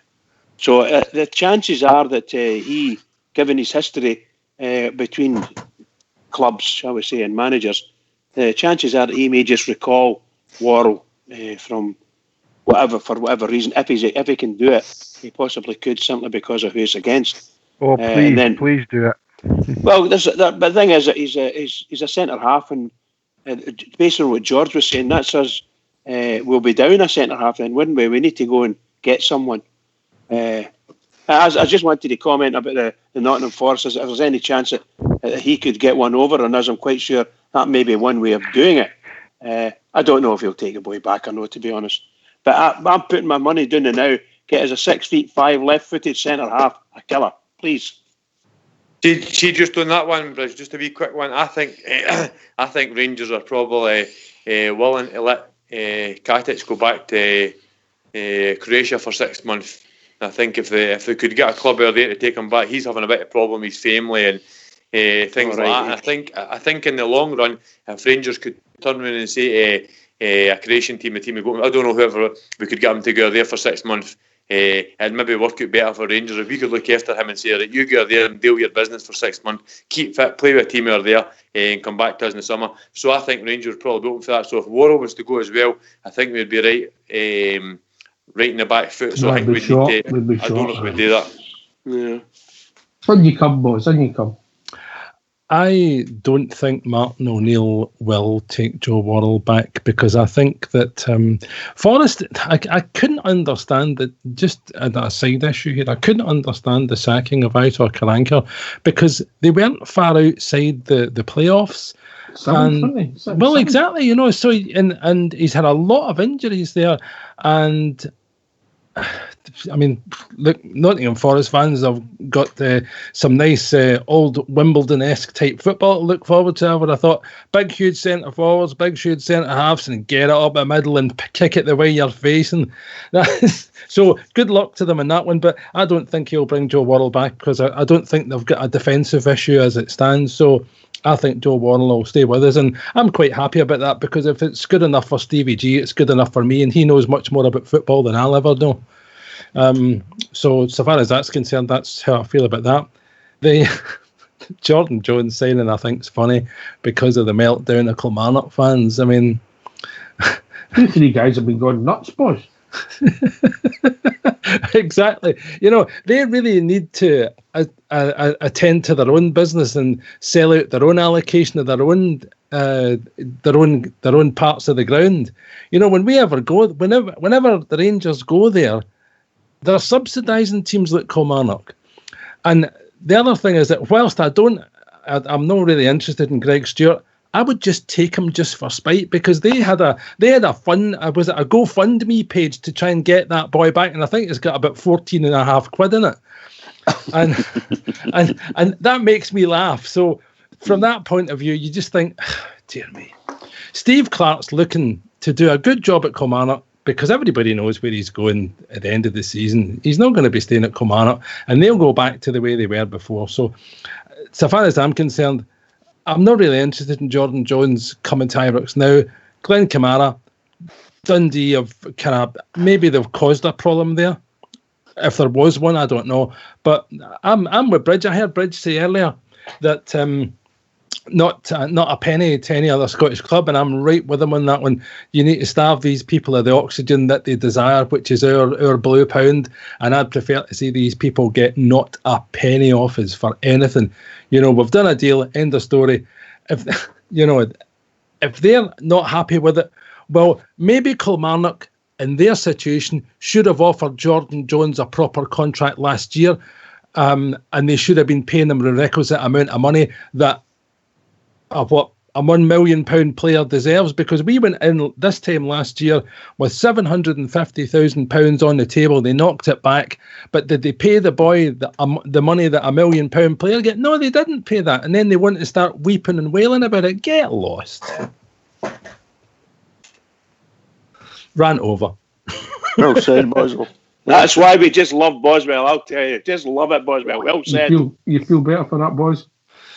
Nah, there's probably more there. I mean, well, every team, we've had, not that long ago, 20 odd year ago, but Chelsea came in and took Laudrup after us, and we lost him in the same circumstances, and maybe I've got it wrong. I think Laudrup's a wee bit more class above Jordan Jones, Well, Billy Gilmer, Billy Gilmer was doing well in our reserves. Chelsea come along, was it 650,000? Thanks very much. End of story. There's nothing you can do about it. It's the rules. Absolutely, that's just the rules. And Kilmarnock says, well, it should. No, wait a minute. You knew what the rules were this time last year. We offered you money and you knocked that money back because you thought you were smart. Well, look what happened. You didn't pay. I mean, what was the nonsense? Who was the young guy that was at Hibs, and Celtic had offered a couple of, was it 3 million? Aston Villa come in. There you are, 4 million, bang, boys away.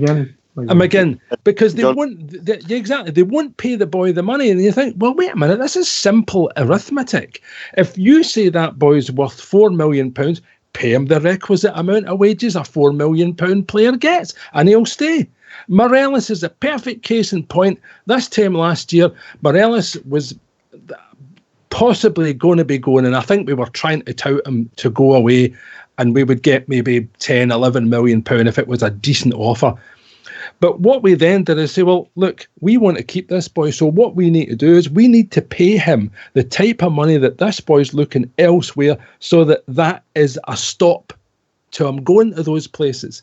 It's fairly simple. It's business intelligence. But Scottish football and outside of us want to operate in a different way. So they want to say, Rangers bad, everybody else good. No, I'm sorry, it doesn't work like that way.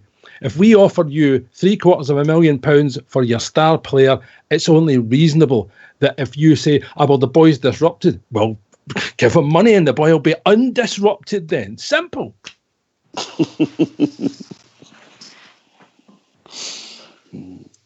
Is it me? You make it sound so easy, Boswell. Definitely part of Glasgow you came from.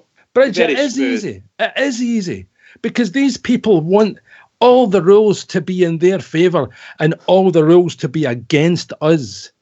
And they don't seem to understand that business rules is business rules. And if you want to swing the gate with the Rangers, well, I'm sorry, but like Aberdeen, we want Ryan Jack. We're not paying you money. We'll wait. Quite happy to wait. And what did they do? When we signed that boy in a pre-contract, they immediately stripped him of the captaincy and ostracised him for the other members of the team. What petty.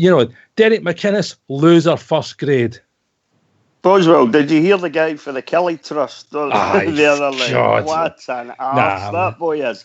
Yeah, I refuse to listen to that. He had comedy gold. He had the cheek to say, I don't mind if we sell Jordan Jones. Yeah, how do you do that? Just as long as we don't sell him to Rangers. And I'm sitting listening to that, and I'm thinking, Wait a minute, the boys signed a contract. You can't just rip the contract. Aye, but it's up to and send the Rangers. boy out. It's to Rangers, and it doesn't Stupidity. matter because we hate Rangers. And why do you hate Rangers? Well, I don't know. We just hate them. You know, it's just, you don't need a reason. Just because. You know, it's just it's unintelligent, stupid nonsense from brainless, unintelligent people. Did you hear that Ryan Kent, when James mentioned him, Ryan Kent had to leave a restaurant in the middle of Aberdeen with his family? Ryan Jack. We can't be surprised. These people don't know how to conduct themselves in public. Craig Gordon today, his thing with Jermaine Defoe. Oh, but it's in the past. So why have you mentioned it if it's in the past, you balloon? That's correct. I want to shake hands with him. No, I don't. He'll break my arm. Oh, sorry. Craig Gordon, see when there's a minute silence, son.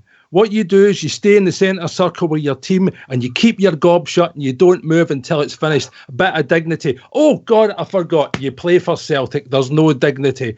It was the only time their fans were making a racket, wasn't it? When they were meant to be quiet, they made a racket, you know. That's true. I think they've had that cough that I had, boss. And here, just as a side issue, what you were saying earlier, Ox, about where we are at the moment, I see the same as you. We're same sort of round about the same age. I think you're slightly older than me. Hey, I did a joke to here. Do you? No, I must have missed that. I must have missed that memo. Anyhow, listen. Remember that. Remember, I know where you used to live, Lower Thornwood in West Yoker. Anyhow, Yoker East, should I say? Yoker. What we were saying is that there's parallels between 1986 and 7 and this season. And we've had to come from behind that lot and fight our way forward and build a squad through the summer and into the second transfer. But back then we were able to buy players at any time, but now we're quite restricted. But the purchases that we've made and the acquisitions we've made through this window, I think just shows the mark of where we are as a club.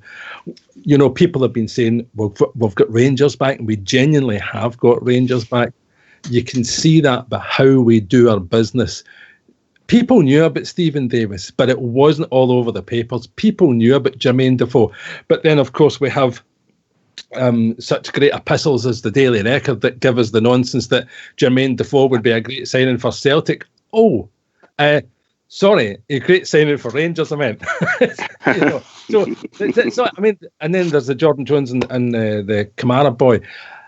Those the second two, I think, are signings for next season. But the experienced one, we've swapped Ovie Ajaria for Stephen Davis, and we've swapped what was his name? Umar Sadiq. Yeah, I've forgotten him already. For Jermaine Defoe. I mean, those are both serious upgrades in what we had. Yeah. And so I can only see things getting better. You only bring a player in if you can see something that's better coming on the horizon. And there's no point in just getting bodies in, because that, you know, we've been through that with Mark Warburton, get bodies in. He used to say this, but it was kind of lip service.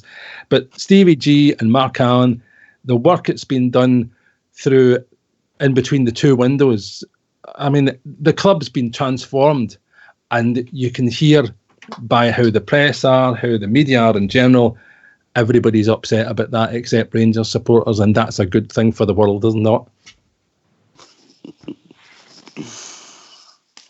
So I'll sit back, shut my gob, and listen to everybody else. No, I think you'll find that the world George, is with us.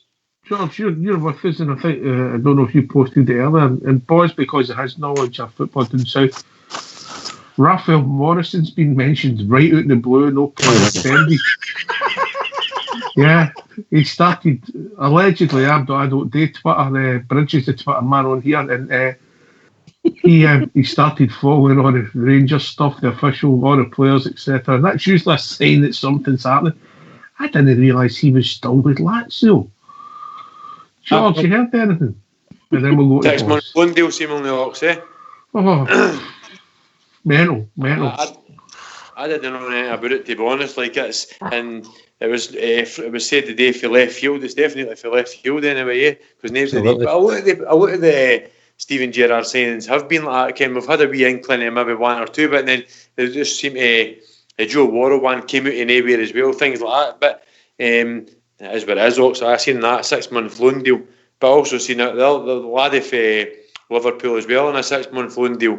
The wee Welsh boy, Woodburn. Yeah, Woodburn. Yeah, he looks like a cracking player, by the way. So we're linked with these guys. I was telling the other day there as well when I was told about the Katic maybe going back to Croatia because of having problem with his parents and that. He's maybe going back there. And if that happens, we're maybe going for the boy for Livingston, who's at Rangers, Halkett. So things like that as well. You didn't Ken. It's not always got to be world beers that's coming in. It's maybe those guys that's coming in to cover us and do a wee bit of job here and there. And Greg Halkett's been solid for Livingston this season. But like we've always said, Bridgman's famous for saying it's easier to play against Rangers than it is to play for Rangers sometimes. So sometimes you've just got to watch who you're bringing in. But I think the wee laddie for Liverpool, is it Ben Woodburn? I think he'd be a cracking player. Get him on loan for 6 never months. really clicked it with Sheffield United, mate. Boys, Raphael Morrison, who was a rising star in English football, a wee bit nuts. The sort of bridge man of the modern era. a wee bit nuts. I mean, Raphael Morrison's been everywhere that he could have been. He's been the sort. He was at Man United. He was at West Ham. He's been all the places where he should have been able to flourish, and he was given the advantage to flourish. He was at Man United when Alex Ferguson was there, Sir Alex, and Alex Ferguson, I think his comment was, there's definitely a want with the boy, and he just couldn't control him. So if Fergie had a problem with him. No, that's not for me. I think, and it seems to me from what I see on our videos from RTV, that we have a good blend in the dressing room of players that understand and players that get the club and players that are educating other players. You bring up an element like, and I'll call him an element like Raphael Morrison in there, and that changes the equilibrium of the dressing room. And I think that the dressing room equilibrium is so important at a club like ours that are striving to get, to the next level. A player like that is too disruptive. There's too many other things going on in his life to make him concentrate on the thing that he's actually quite good at. So Raphael Morrison, yeah, the boys, no doubt he's got talent, but it's the other things that go on round about him that are, for me... It's even broke in the Scottish press this evening, boys, believe it or not. Oh, well, it'll definitely not happen then.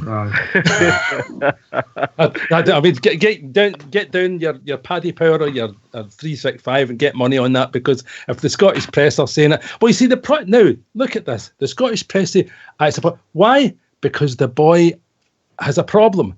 Now, see, if he was a good player, he wouldn't have been linked with us. And if he had been linked with us, they would have been saying, there's no chance they'll get him. So it's just, they're too obvious. I mean, they're another set of illiterate balloons. That's a whole show. It's actually, you can actually do things yourself on Wikipedia, but Raphael Morrison's Wikipedia page, it starts off, Raphael Morrison, born blah blah blah, 1993, is an English professional footballer who plays a midfielder for Serie A club Lazio, and in January 2019 he's to join the world record holding and most successful club in the world, Glasgow Rangers FC. He's written that himself. Wikipedia. He's written that himself. It also says he's 7 foot and plays for a Sheffield Rodney boys. Brilliant. He's a mere club to Jack Nicklaus. I agree with you, boys. It's good reading and it's good fun to, whatever. This is typical. He's tweeted somewhere or he's put on Instagram, and I mean, everybody likes Stevie Gerrard because of who he is and the icon of player he is, and he's making comments. But I know I want to touch him with a shite stick, as they say. No for me anyway, but that's good. He's Wikipedia. That means he's coming, lads. That means he's coming. He's coming. That's good. I just thought for a laugh here. His Wikipedia page has been saying that he is coming first line. He's coming down the road, Ravel Morrison.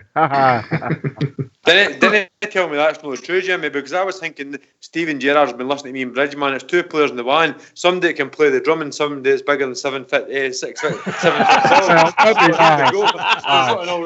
Nice one, George. Nice one. We're into a winner.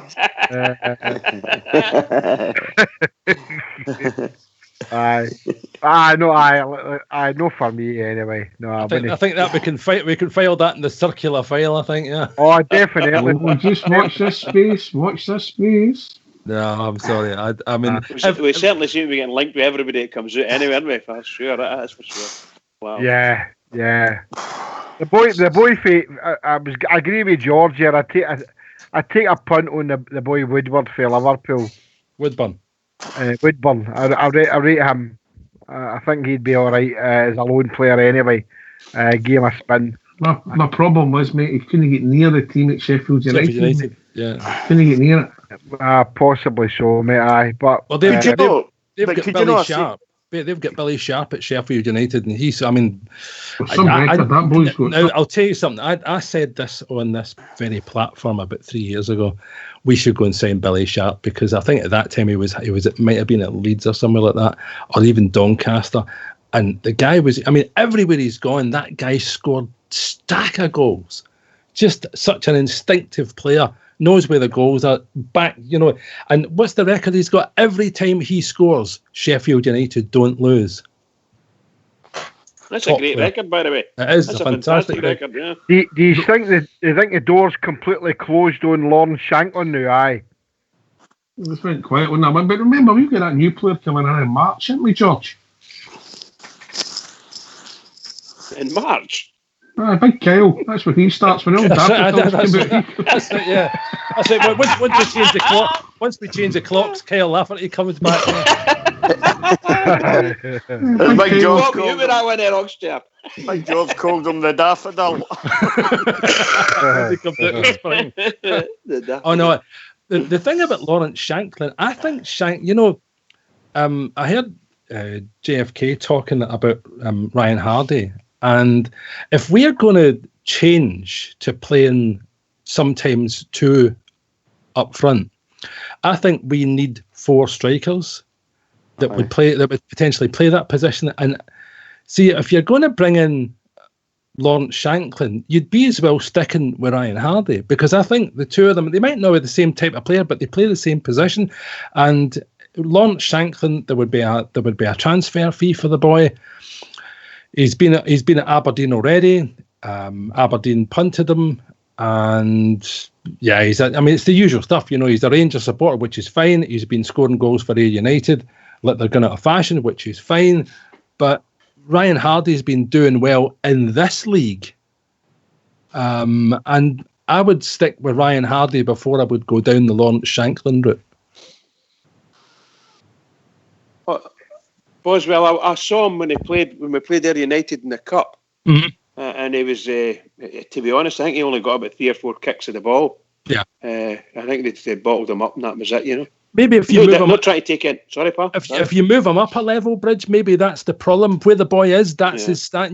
Sometimes there's players that where they are is what their level is, and that's why I was saying he was at Aberdeen. And now he's gone back down to play a league beneath us. And maybe that's where the boy's level is. But Ryan Hardy's been playing well at this level. Yeah. We did a similar thing. Boswell, we did a similar thing with Sandy Clark's boy. Yeah, Sticky Clark.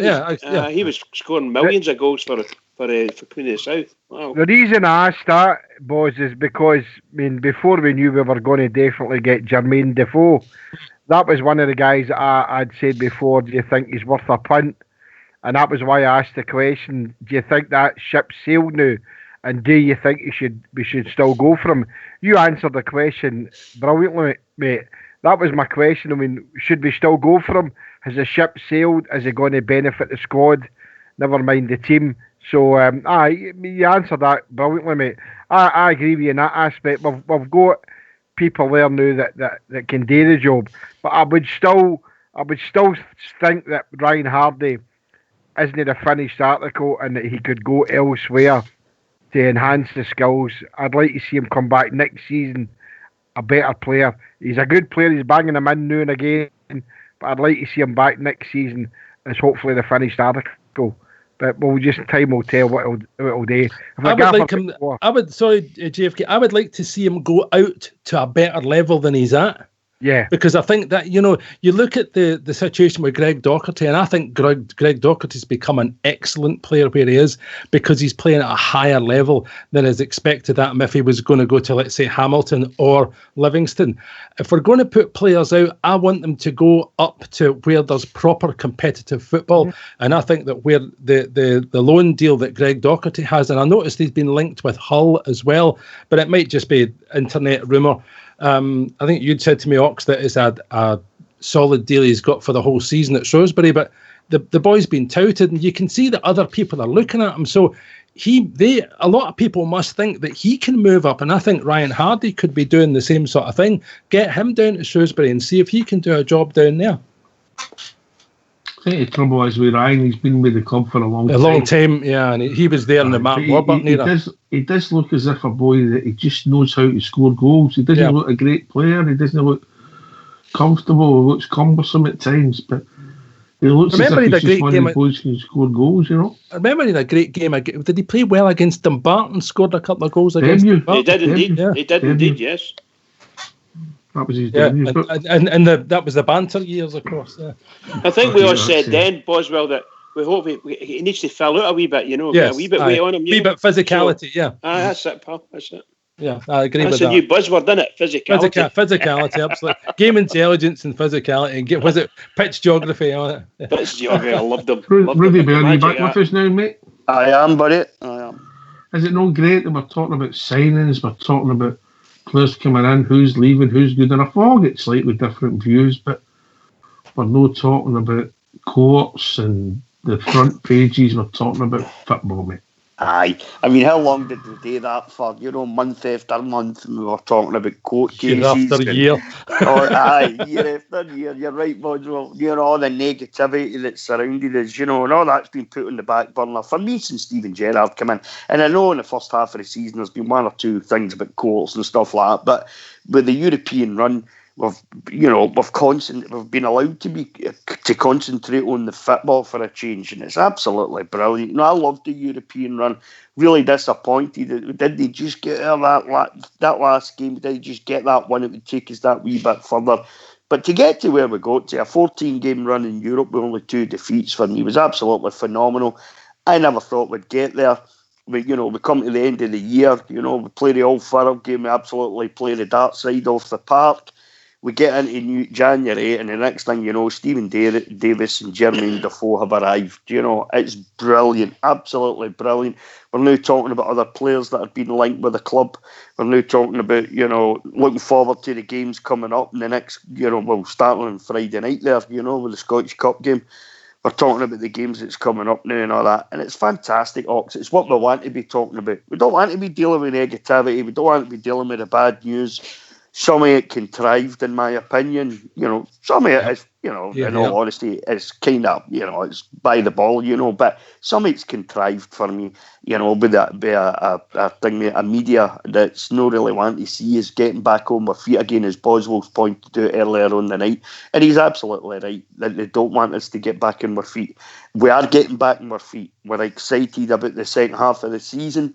We can see good things happening behind the scenes and on the park. The squad this season, for me, especially with the addition of Davis and Defoe, the transfer window's another 2-3 weeks, couple of weeks left of the transfer window, whatever it is. And for me, the whole thing is just totally on the up for me. I'm thoroughly enjoying reading stuff and looking at all the forums and who are being linked with players that have come in.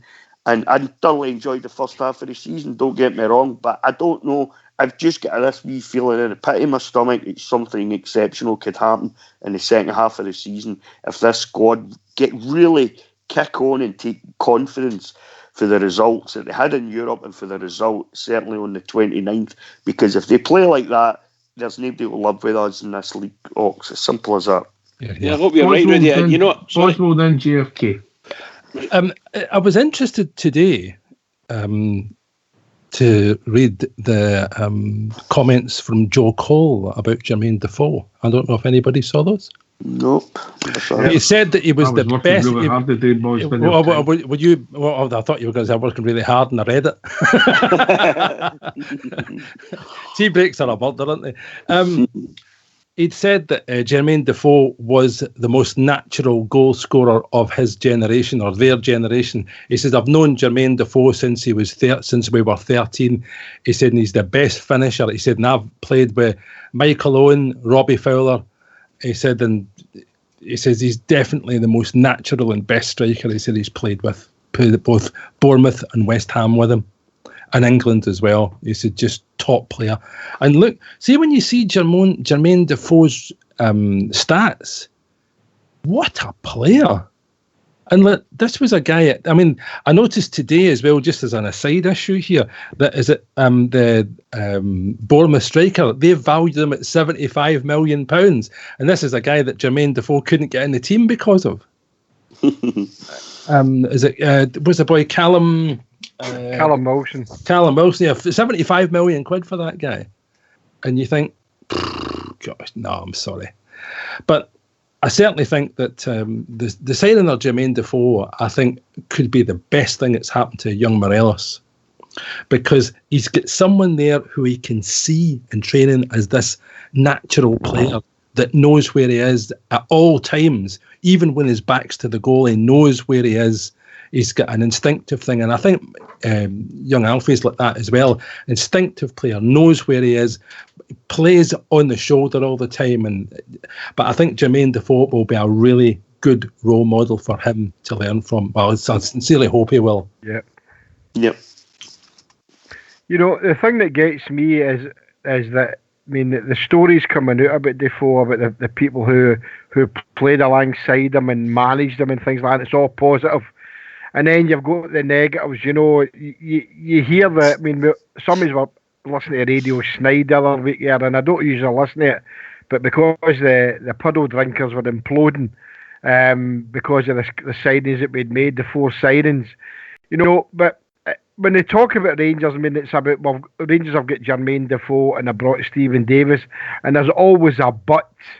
You know, they always like to put a but in it and try and bring a bit of negativity into it, because they feel that they know that the Rangers are back, and back with a vengeance. The establishment club are now back, and it's good to see it, because you read what they're writing in the hot record hotline, and you listen to Radio Snide that they're running scared. But the truth's out there. All these players like Joe Cole and managers, Harry Redknapp, Gareth Bale, Gareth Southgate, they're all coming and saying good things about Jermaine Defoe. So the proof's in the pudding. They can't be right though, Jimmy, because Waddle on the Daily Record says he's minions. Aye. That's right.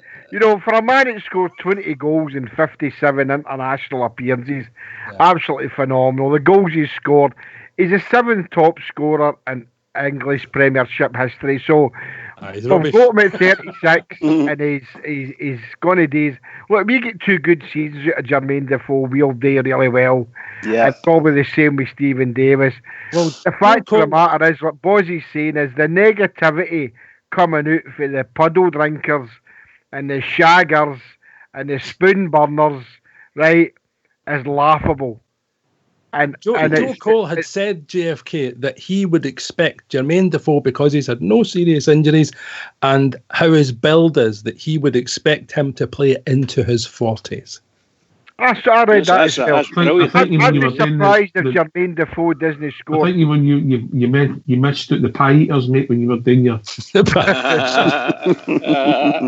it's good to see, boys, because the negativity, as I say, I don't usually listen to Radio Snide, but I have been listening to it the last week because... well, hell's got it into you then. Well, only because I'd been pointed in that direction, because people were saying, you ought to come on and listen to what's happening here.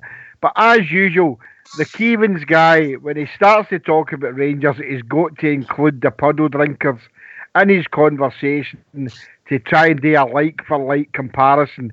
And there's always about, well, Rangers have signed him, but There's You know, always Jimmy- that wee but. Jimmy, I've said it for years on here, is that Celtic exist because we do. Of course. And everybody in the world has got an opinion about Rangers, whether it's good or bad. Margaret in the fishmongers queue, and Agnes in the baker's queue, and Jimmy that's in the bookies and all that. Everybody's got an opinion. You ask them about Celtic, could not give a damn. And that's what their problem is. People don't care. They don't want to win. They want to be victims, and let's just enjoy their victimhood. The story about Gordon saying that Jermaine Defoe broke his arm. What a lot of shit. Crap story. Can I just say, guys? Can I just say, my honest, I really do hope, for the bottom of my heart, that the Davis and Defoe, they're top quality players, and I hope they've got another season or so left in them at least for the Rangers, and they want to get them in there and bring our players up to the same quality they're at. That might be a big ask in many stretches of it, but at least it gives the guy a chance. They're obviously at a different level and have played at different levels for anybody in our club at the moment, I would suggest. So hopefully they're going to come in, give us a chance, give the players that are around about them, give them all the help and support that's needed to let them make that step up to the next level. And then let's see us go. Let's see us go. Here. What about just on another thing for the boy like Hardy with somebody like Defoe? Just give him wee snippets. It's got to help his game, innit? Oh, I mean, you know, young Hardy, you bring him in for this season, and he's playing with someone who's played at the top level. You know, it's great for him to get first team football and be part of a first team at Livingston, but to come there and train every day with top professionals, it rubs off. There's no question about that. You put people in you know yourself about this, Ox. If you put people in with experienced people, that experience rubs off because it's about good habits and how you live your life and all the rest of it. And I do believe that that's important so far as football is concerned. If you're putting good professionals in with young, impressionable guys, they can only be impressed by what they see. And that this guy's 36 and that he could play for another 3 or 4 years. Now, that's important now because young players are they're spoiled a lot. And it's like a kind of thing about entitlement where they don't need to try because they think once they're at Rangers they're sorted, or once they're at Man United they're sorted and they don't need to do anything after that. Well, you do. Jermaine Defoe's a perfect case in point in this. This is about someone who says, I don't want to be a pool player at Bournemouth and just pick up my wages and that's fine. I want to go and win something. He's never won anything in his career. Mind you, he was at Tottenham for years, so I need to say more. But I wonder how long it would take before you I'm yourself, Boswell. What a shocker, Boswell. What a shocker. It's terrible, isn't it? And anybody wants that in a ringtone, they're saying, what's a shocker? Shocker. Telling you. When you need him, can we hear that again, please? My new ringtone. Let's hear it. There's that Larky when you need him, What, he's a shocker. The man's a shocker. Telling you. You don't want to be in a bus and your phone rings and that happens. Yeah. But no, Worse than that, Bridget. Worse than that, boys. Well, I'll tell you. I can't tell you on here, but I just said, keep it going, keep it going. Yes, keep absolutely. It going. Keep it going. That's terrible. But no, I think that that Jermaine Defoe being there for our 2 young strikers and Kyle Lafferty as well. You know. Once Kyle can, somebody, I think they must keep him in a box, you know, like a hedgehog, and then he comes out when they change the clocks, and Kyle Lafferty comes out, he's there out of his hibernation. He'll learn as well, no doubt about it. If he does it again this year, mate, I really don't care what his career. Well, who could ever forget Kilmarnock? You know, aye, brilliant, fantastic. I mean, that was just for me. That was Kyle's finest moment as a Rangers player. His finest hour, Boswell. His finest hour. Fabulous. We were absolutely. I love Gallus. I love to see boys with Gallus. Give me a big I'm 6 sorry, foot Bridge. 5 I'm playing centre with half. my phone. I'm playing with my phone. Give me a big 6'5" centre half. Aye, but Kyle Lafferty wasn't the best man in the park that day. One Stephen Davis was. Stephen Davis. Oh yeah, I mean just the majestic Stephen Davis that day. But Anyway, lads, I don't know where the times went. Good to be back, Foxer. Good to have you back. Sure is. Just, I've been asked a few people want to know what colour of check the pyjamas were, mate. 2 shades of black and grey they are, mate. Black and grey. They'll never 2 be shades of outside. what? They'll never be out the packet, mate. Never be out the Black and packet. grey, does that mean they're 50 shades of grey? 50 Shades of Grey, yeah.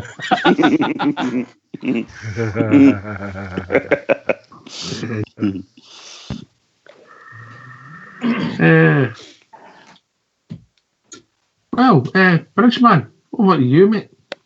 Oh, what can I say? What's a tremendous night, marvellous first night back. Really, really welcome back to all you guys on the panel. Really, really good night, magic. Loved it. Well, again, lovely to hear Boswell as well. Lovely to hear him. But can I just say to all the Rangers fans all over the world, particularly Rangers fans on here on Rangers Radio, every single one is, the Rangers are coming back, boys. We're build up. Keep it going for the Rangers. Just keep it going.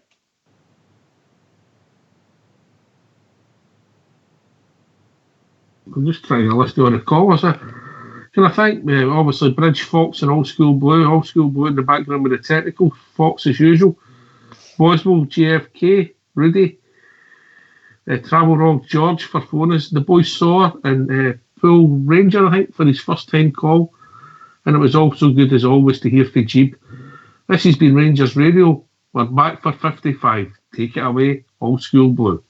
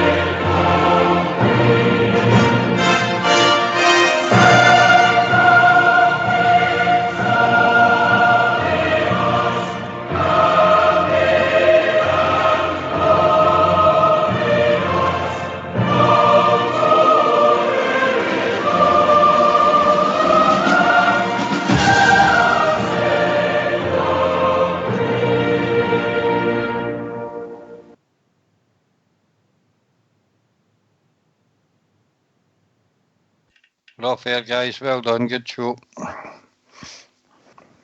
That was a good show. Enjoyed that. I absolutely flew in there 2 hours. Did I? Hi there, Fox. What Hi there, laughing boys. stock. How